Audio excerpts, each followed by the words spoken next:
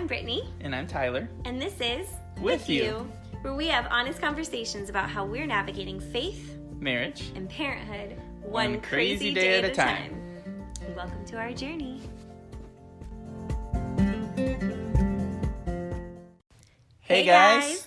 Thanks for joining us for episode 1. Before we get started, we just wanted to give a brief intro. We are the Johns family. We currently reside in the tundra of Western New York. Tyler and I met coming home from a trip with our church.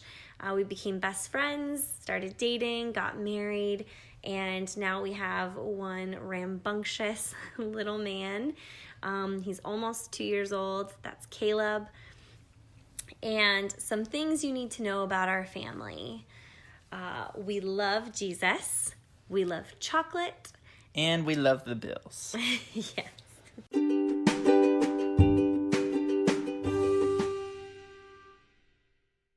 So this episode is going to be about our vision for this year, 2020, and just sort of talking about our goals that we have, and also, talking about the words that we've chosen for our family this year, and the things that we're going to be trying to focus on as a family, and, just sort of hoping that maybe it would inspire you or, help you to sort of choose some of your goals for this year as well.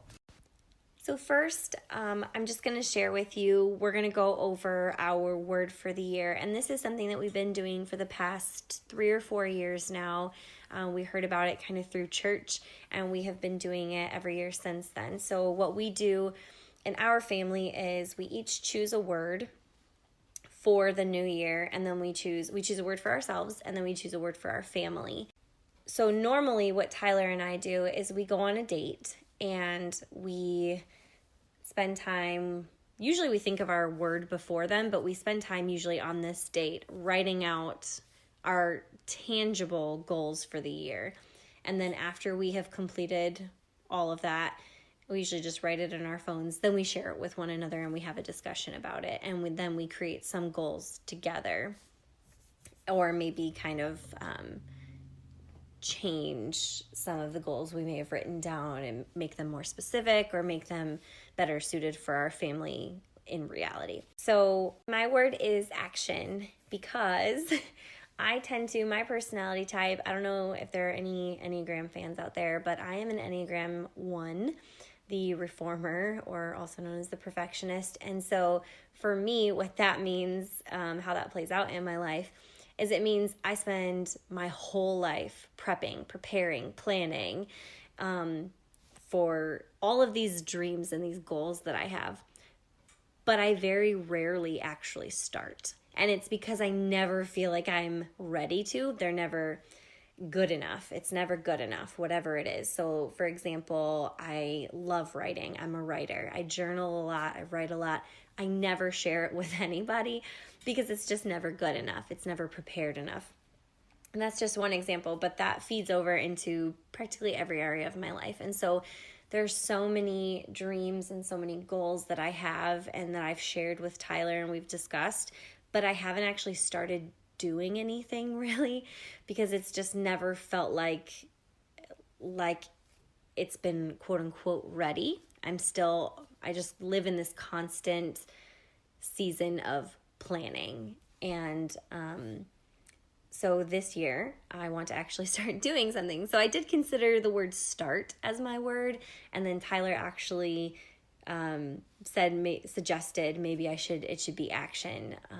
So that it's just a continuous action. I don't want to just start something and then that's it. I want to continuously keep building on that. And so this podcast is actually part of that, because we've been talking about doing podcasts, doing some YouTube videos and other things like that, just as a creative outlet. And we just have a lot of things we'd love to share and we think other people might find value in. And so we have been wanting to do this and just haven't started. And so this year it's my time to take action.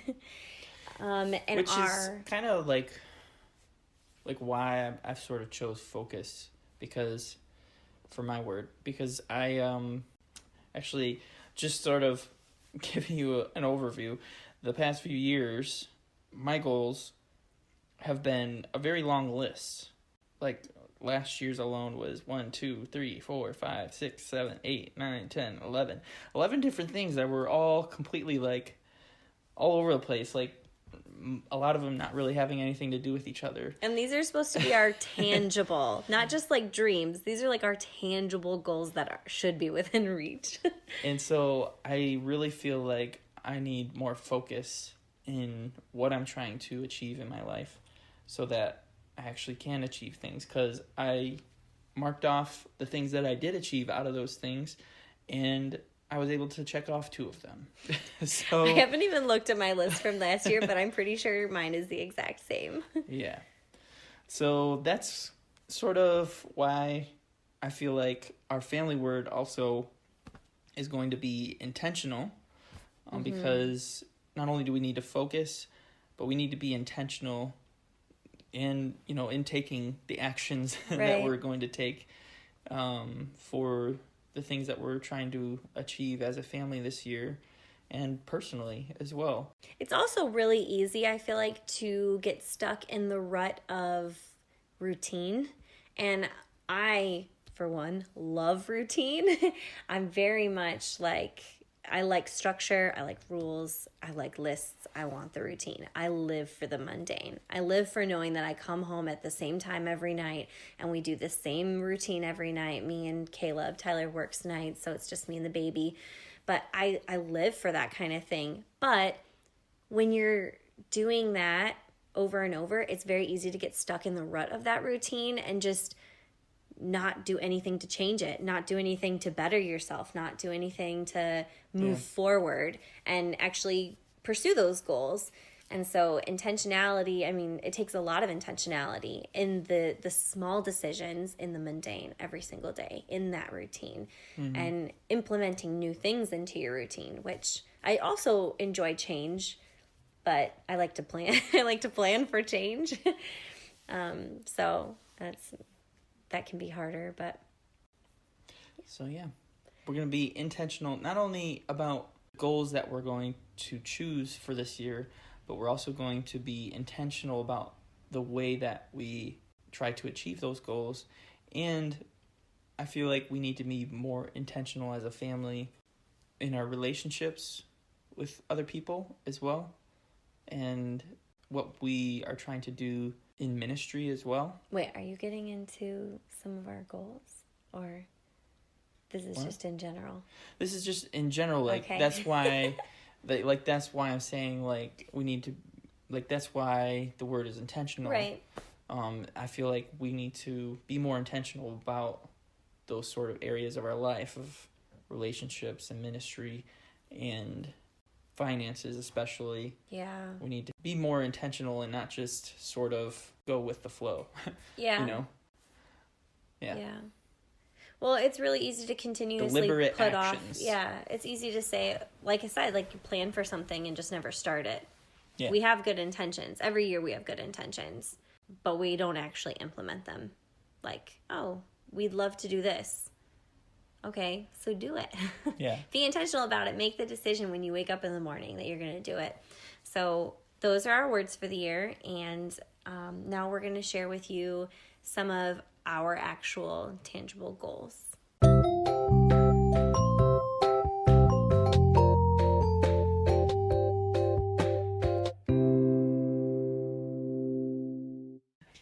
Before I think before we actually go over our goals, we should talk about a little bit about selecting your goals, because we want to be intentional this year. Right. So I think we need to be intentional about the way we choose our goals.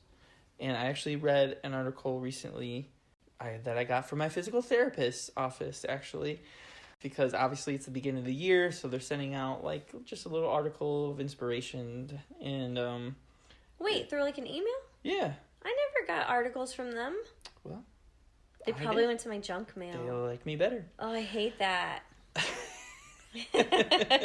Not that they like you better, but that it went to my junk mail. But I also don't like that they would like you better. I'm pretty sure she likes me better. Anyways, the article is called New Year's Resolutions, How Can We Make Them Stick? Because obviously we all try to make resolutions and all fail by the third day of the year. So, third hour. I decided no sugar. That lasted like 10 minutes. So I just wanted to share a little bit from this article because I thought it was very insightful and actually would be helpful towards us actually trying to choose good goals, quality goals for this year. One of the things from the article they talked about was how long it takes to form a habit. And I've heard this before, that it takes like maybe 28 days or something like that. But the way they explained it, actually, they say on average it takes more than 2 months before a new behavior becomes automatic. And I like the way that they talked about that being different from just being a habit. Like it takes at least 2 months for it to be something that's automatic and not just something that you're starting to do daily. You know what I mean? Mm-hmm. And so, I don't know, it just brought a new perspective to that sort of thought. And just the whole, we want to be intentional. So if we're really serious about some of the things that we want to achieve this year, we really got to stick to it. And of course, you're going to have days that you miss on certain things that you're trying to do, but really trying to make sure that you're being consistent and just trying to really make those habits. Prioritize. Yeah. Prioritize your life. Yeah. Yeah. Another thing the article talked about is choosing the right strategies to make your resolutions stick. So that's good. They gave 3 strategies. They are choosing the right whys, starting small, and making one change at a time. And, I think it's really important to have the right motivation behind what you're doing. Otherwise, it's just going to sort of flake off, Right. You're not going to really actually put the intentionality towards it because you don't have the right motivation, and you do what's important to you. And if it doesn't actually hold weight in your life or your heart, your mind or whatever, and you don't find true value in it, you're just, Yeah. And then start small obviously is important, because if you try to bite off more than you can chew, you're just sort of... Start small, because if you don't, then you'll be like me, where it's just never good enough because you're trying to achieve the big picture all at once, and it just doesn't work like that. Yeah, and you'll constantly feel like you're failing. Exactly. That is 100%. I live in a constant state of failure. That's what I feel like. The state of mind, baby. Of failure. And the thing is, this is a topic for another podcast episode, but I don't compare myself often, if ever, to other people. Like, I am all about social media, and like I'm on there and everything. I don't really care enough to be on there, but I am on there. But I don't actually compare myself to other people. My comparison is to what I think I should be. I have this perfect picture of what I should be and I should be achieving. And if I'm not doing that, which I'm not, because that's perfection and that doesn't exist, then I feel like I'm failing. That's dangerous. Yeah. That's one of my goals. That's a lifetime goal. Who am I kidding? The third strategy they talked about was making one change at a time. And they said, let's be honest, we only possess so much willpower, so having multiple resolutions isn't likely to work. Furthermore, it is best to keep resolutions simple as compared to ambitious resolutions that require behavior changes. For example, weight loss is more than just eating less. Yeah. It could mean shopping and cooking completely differently and committing to an exercise routine, which when put together can seem daunting and unattainable. So I sort of wanted to go over this before we actually choose our goals, because I feel like that last one especially will really help us to get a good focus on what the goals that we're going to choose for this year will be. Also, we will link this article in the show notes so that you guys can read it for yourselves as well. I didn't know we could do that. Yeah. Cool. So one other thing I wanted to say before we try to choose our goals is, with the focus that we're trying to have, I want to choose goals that are going to complement each other and not goals, just a bunch of things that we want to achieve just because they're things that we want to do and achieve in our lifetime. I want to choose goals specifically for this year that we can achieve this year and that will actually complement each other and sort of support one another and not compete with one another. Like Brittany is a really, really good baker, and she makes the world's best chocolate chip cookies, and everybody keeps telling us that we need to start selling them and things like that. Accepting orders now. And that might be something that, we might want to do someday. But for this year, I think a more important goal for us would be to get in shape and get healthy. And that's a goal that would compete with that goal. Majorly. So I don't think we should have both of those goals in one year for right now. I mean, it's not to say that we can't start selling cookies or whatever, sometime in the future, or even maybe sometime this year if we wanted to. But I think our intentionality and focus needs to be more on the goals that we have, priority, together, that things that we want to achieve, and they can't compete with each other is basically what I'm trying to say. Yeah. Does that make sense? So we were just going over our 2019 goals, and Tyler was sharing his with me and how ridiculous he feels they were. And when I read my list over, I feel the exact same way about my list. They were just way out there, completely just it's very eclectic, just random, and a lot of them are just way bigger than someone could do in 1 year, especially collectively. But to be fair to us, we had just arrived, and we had just settled from our 2018, which rocked us. Yeah, that was like the quake of our lives, and we obviously were very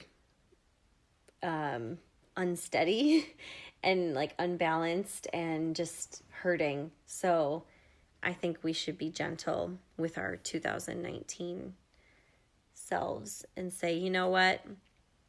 I'm glad that you had goals, period. I'm glad that you had something you wanted to do, even if you didn't achieve them. Now it's time to jump back on the horse.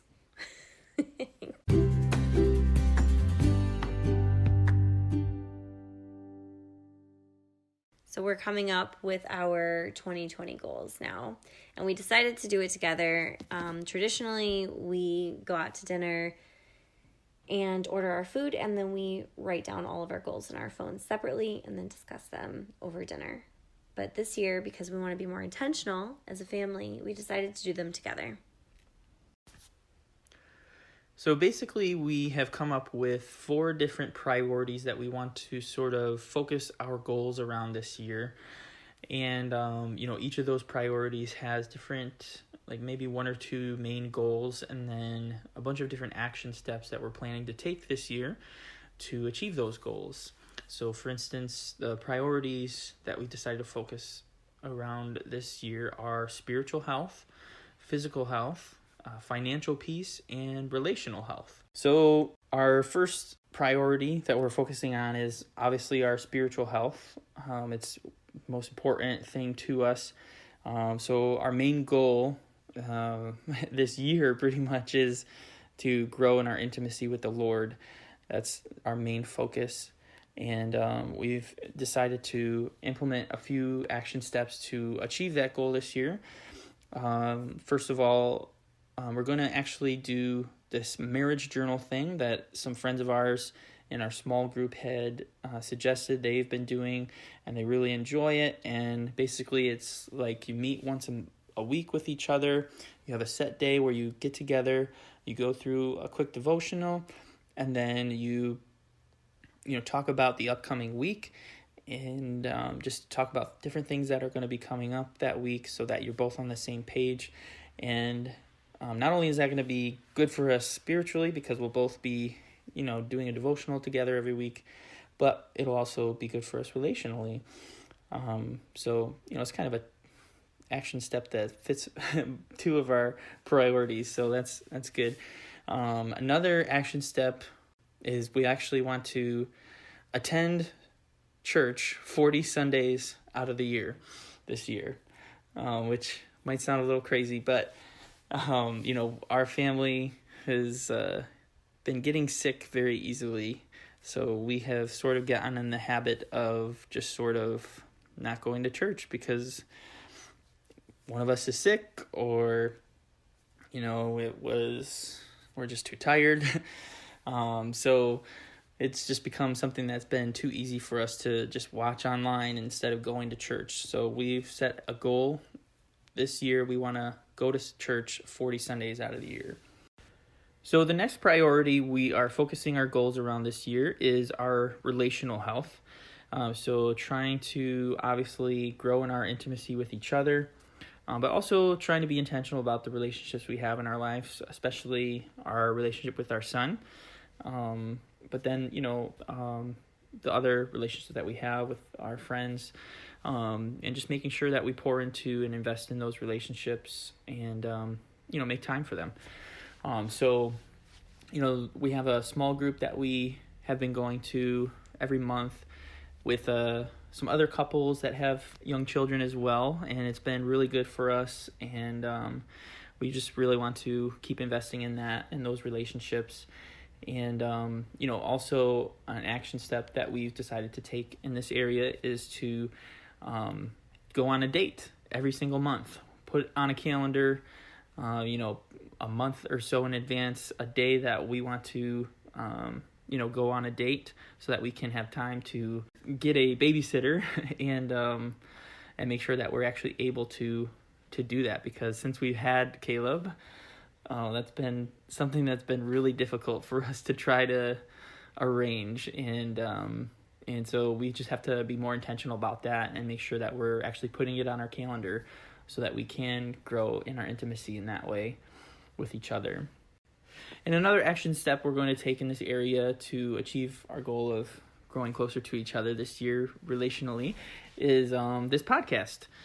Trying to make it a priority so that we can have conversations that we wouldn't normally have, and it just really gives us a opportunity to do that, and it's been really fun so far, and we've really enjoyed the times that we've shared together doing it. So we're gonna keep doing it, and hopefully we'll get to a point where we're doing it very regularly, but for right now we're gonna try and do it at least once a month, maybe twice.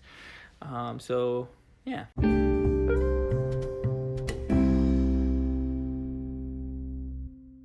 So our physical health is a priority to us, or at least we want it to be a priority to us.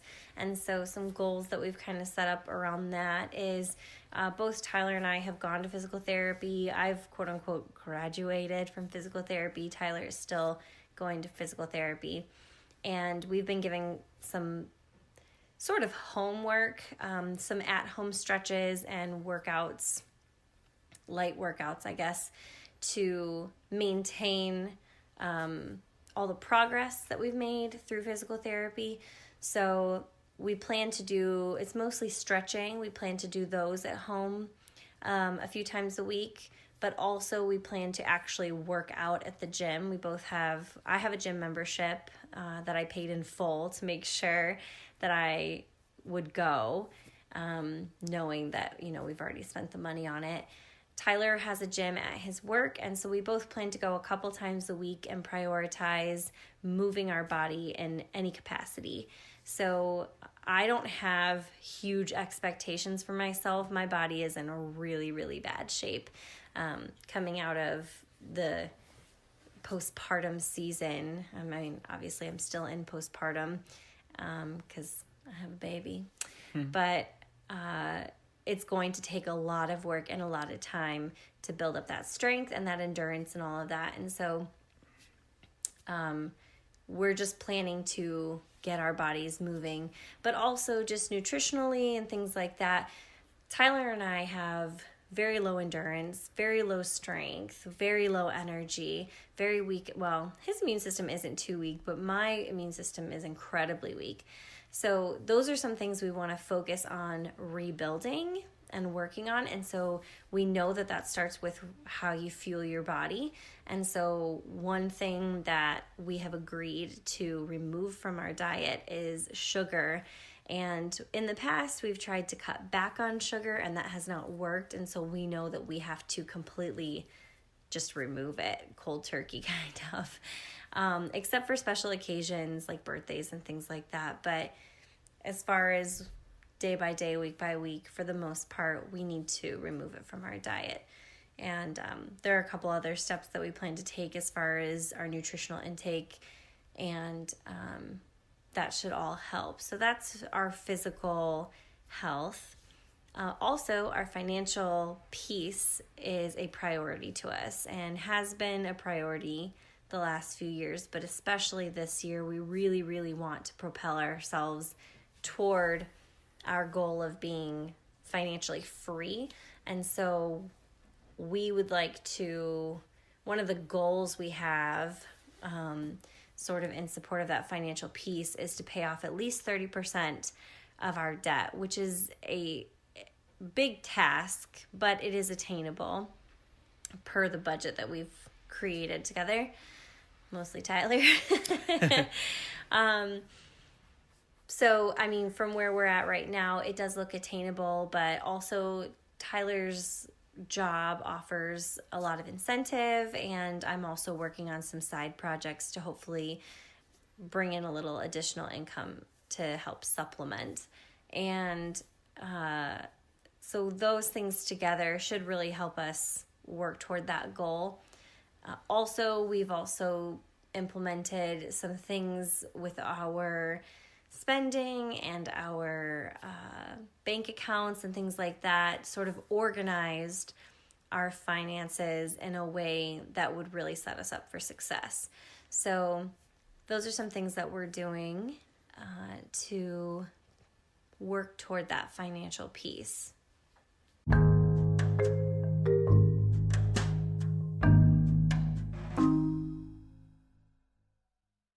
So just to recap, the way that we have organized or structured our 2020 goals is we have listed our priorities, and for us, we've listed 4. So again, those are our spiritual health, physical health, financial peace, and our relational health.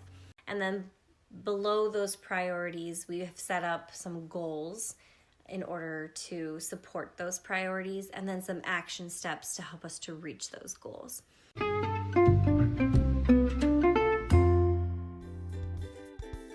So thanks for joining us, guys. We appreciate you tuning in and listening. We hope you like this episode of the With You podcast. Our first episode ever. And we look forward to releasing more to you guys. We would love to hear from you and hear about what your goals are for this year, how you structure your annual goals, and any suggestions you might have of topics you'd like us to cover. We do plan to do not only podcasts, but also YouTube videos. So we'll be doing both in the future. Hopefully get to a point where we're releasing one every other week or so.